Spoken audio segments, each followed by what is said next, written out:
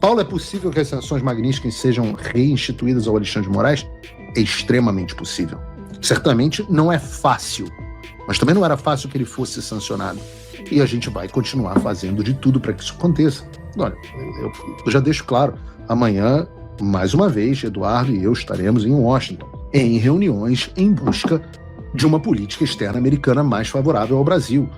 Mas então eles estavam apoiando e pedindo para soltar os presos. Mas pera um pouquinho, ô Itamaraty, se vocês apoiam esse governo, é porque vocês apoiam as prisões. Se vocês apoiam as prisões, por que vocês estavam pedindo a soltura dos presos políticos?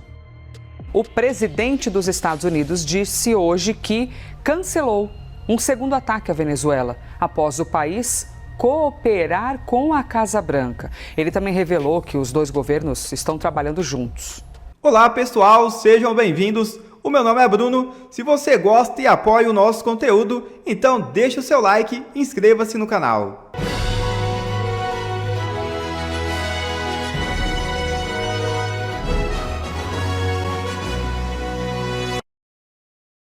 Moraes volta a ficar na mira da Lei Magnitsky. É isso mesmo.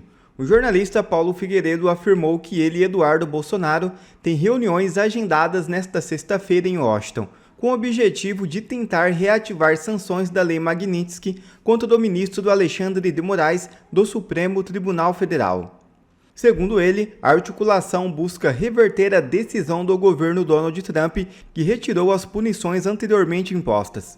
Em declarações feitas em seu canal no YouTube, Paulo Figueiredo classificou como extremamente possível a retomada das sanções.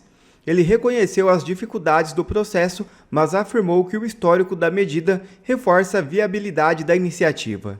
Eles pretendem apresentar a congressistas norte-americanos novos argumentos, mostrando que o ex-presidente Jair Bolsonaro continua sofrendo tortura com o objetivo de pressionar Donald Trump a restabelecer a Magnitsky. Paulo, é possível que as sanções Magnitsky sejam reinstituídas ao Alexandre de Moraes? É extremamente possível.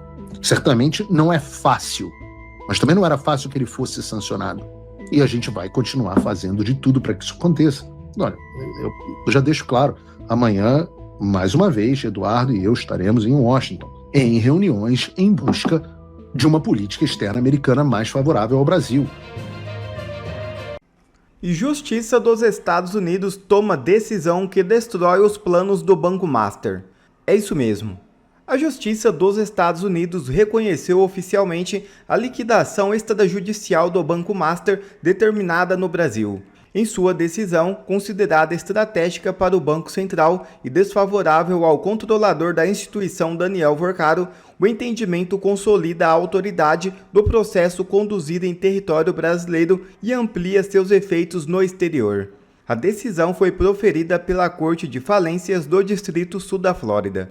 Na prática, a decisão impede a abertura de ações judiciais, execuções ou qualquer tentativa de movimentação de ativos do Banco Master nos Estados Unidos sem autorização do liquidante nomeado no Brasil. O reconhecimento da Justiça dos Estados Unidos esvazia uma das principais estratégias jurídicas adotadas por Daniel Vorcaro e por credores estrangeiros que buscavam questionar a legitimidade ou alcance internacional da intervenção do Banco Central. Nos bastidores de Brasília, a avaliação é de que a decisão representa um respaldo relevante à atuação da autoridade monetária, especialmente em um momento de pressão política e institucional, com movimentações no STF e no TCU que tentam revisar a liquidação. Um balde de água fria para quem tinha um contrato de 129 milhões com o Master e queria reverter a liquidação do banco. Tem informação para a audiência da Auriverde Brasil.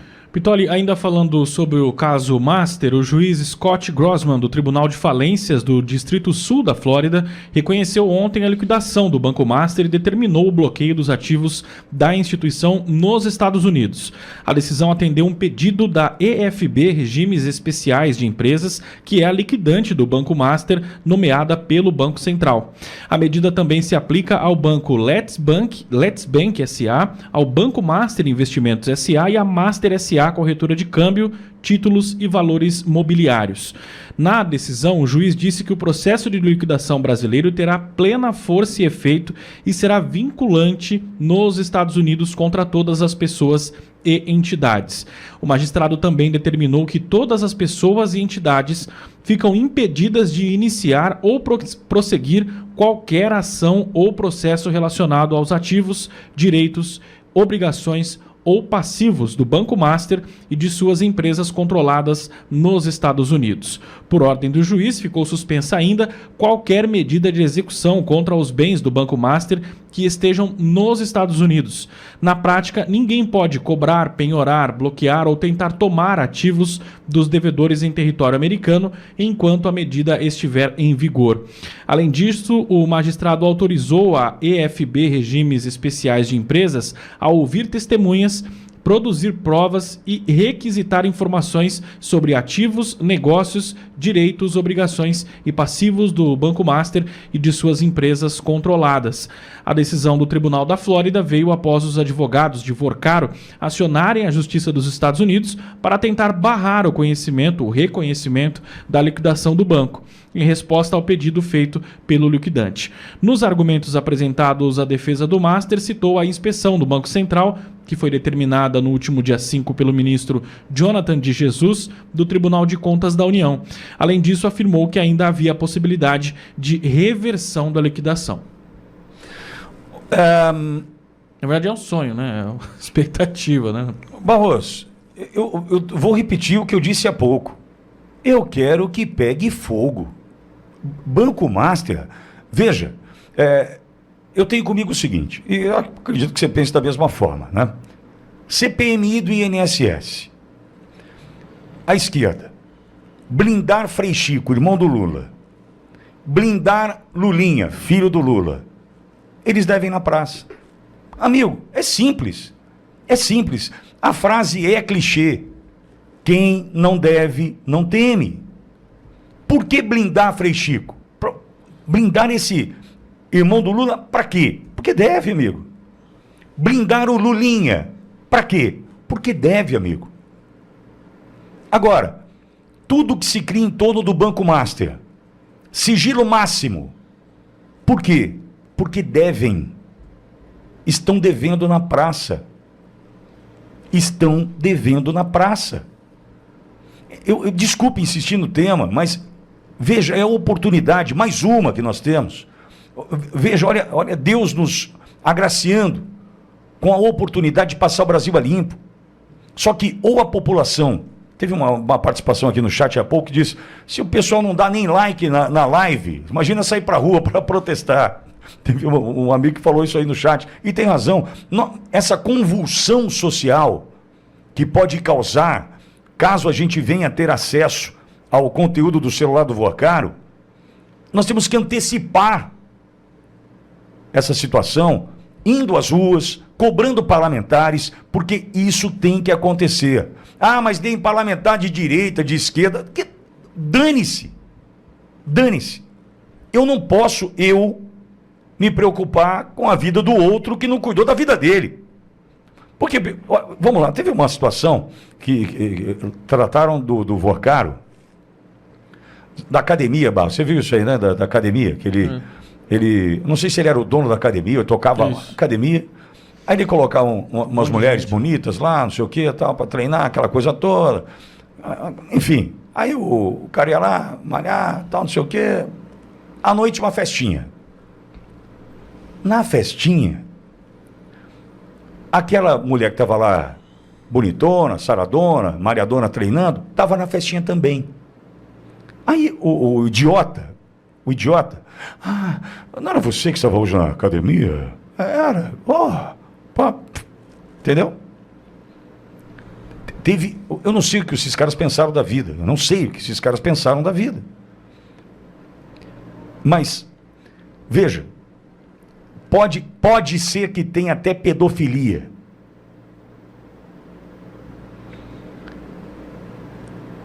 Bom, é nojento. Mas qual o problema? Se você gerou um problema para você, o problema é seu. Ah, eu participei de uma festinha do Vocaro. Problema é seu. Ah, mas eu fui numa festinha, tinha criança na festa. Problema seu. Vai pagar. Nada vai ficar oculto, eu desejo. Agora, se começar a blindar,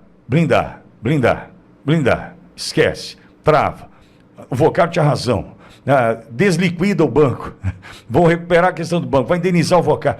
Se tudo isso começar a acontecer, esses que estão em defesa do Banco Master, esses que estão em defesa do sigilo, devem satisfação ao Brasil.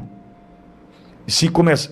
Duvide de quem não quer passar isso a limpo. Duvide de quem não quer passar essa história a limpo.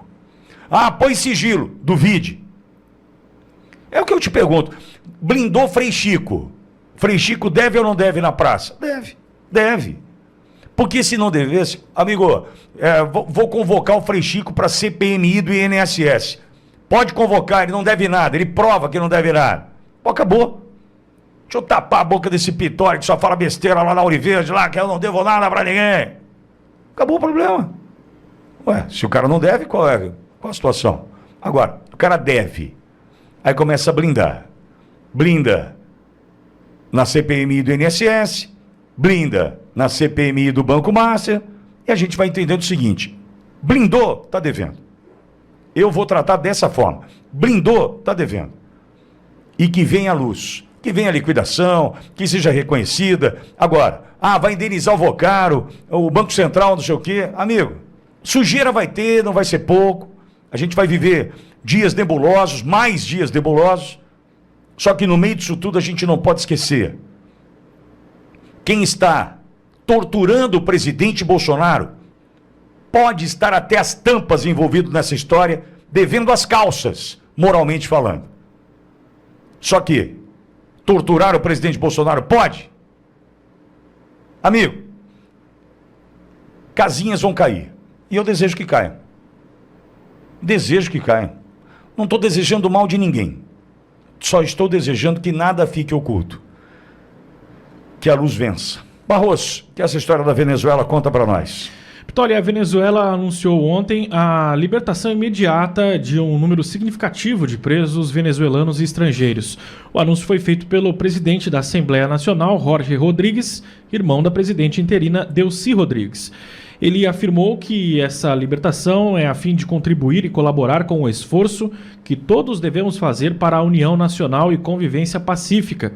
Segundo ele, o governo bolivariano, junto com as instituições do Estado, decidiu colocar em liberdade um número significativo de pessoas venezuelanas e estrangeiras, e esse processo de libertação está acontecendo a partir de ontem, né?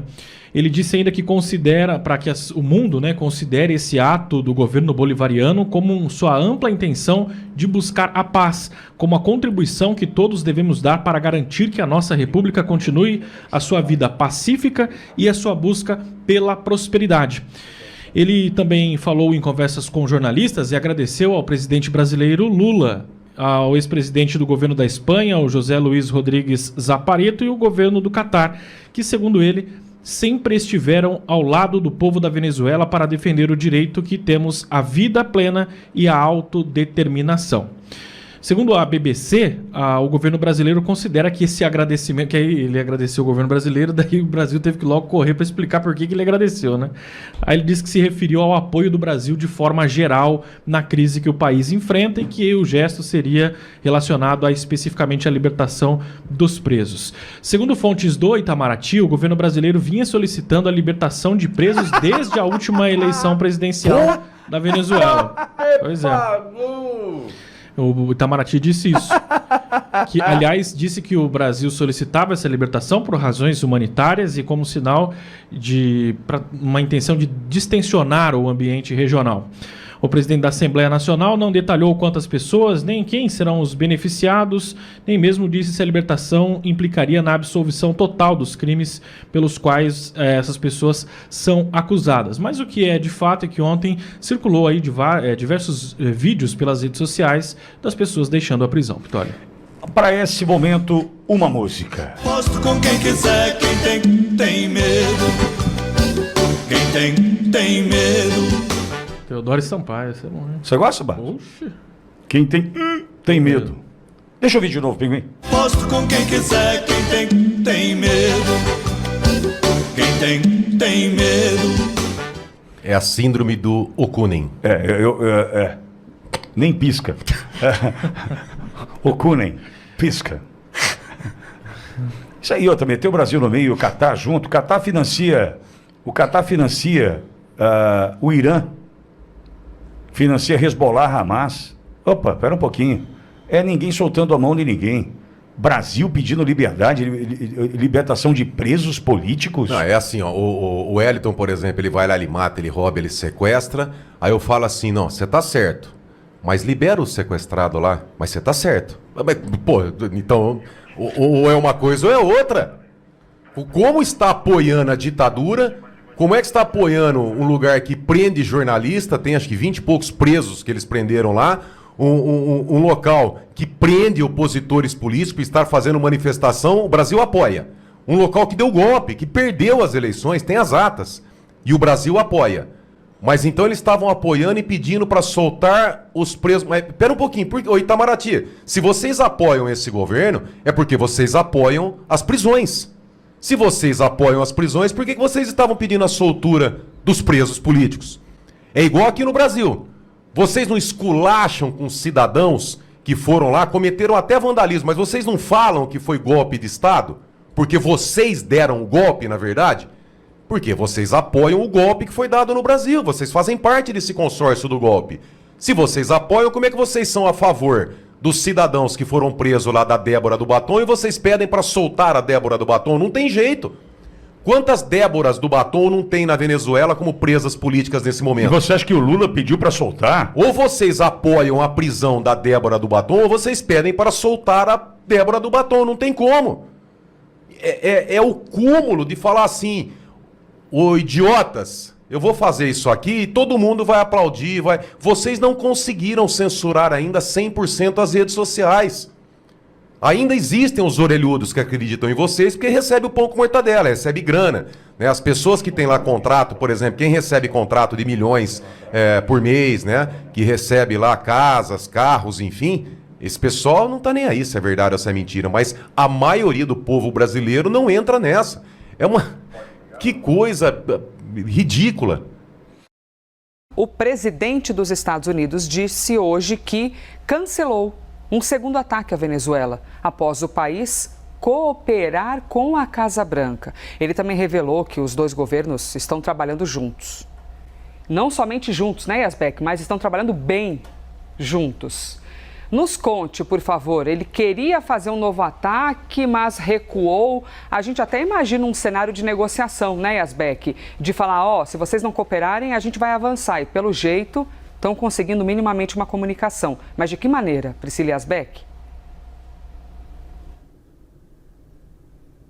Exatamente, Elisa. Bom dia a você mais uma vez, a todos que nos acompanham, inclusive com alguns rumores, informações de bastidores que Delcy Rodrigues, a presidente interina da Venezuela, já havia até conversado anteriormente com autoridades do governo americano, mas fato é que ontem Donald Trump, na quarta-feira, numa entrevista ao The New York Times, Donald Trump já tinha dito que o governo venezuelano estava dando o que era necessário ao governo americano e agora, nessa postagem que ele fez nas redes sociais, ele também falou que os Estados Unidos e a Venezuela estão trabalhando bem juntos, especialmente na reconstrução do setor petrolífero, na sua infraestrutura de petróleo. E ele falou que devido a essa cooperação, ele cancelou a segunda onda de ataques anteriormente prevista, que não parece ser necessária. Então, atenção para esse trecho, ele fala que é a segunda onda de ataques anteriormente prevista, já que depois da operação que aconteceu no sábado, Donald Trump falou que um segundo ataque poderia acontecer caso fosse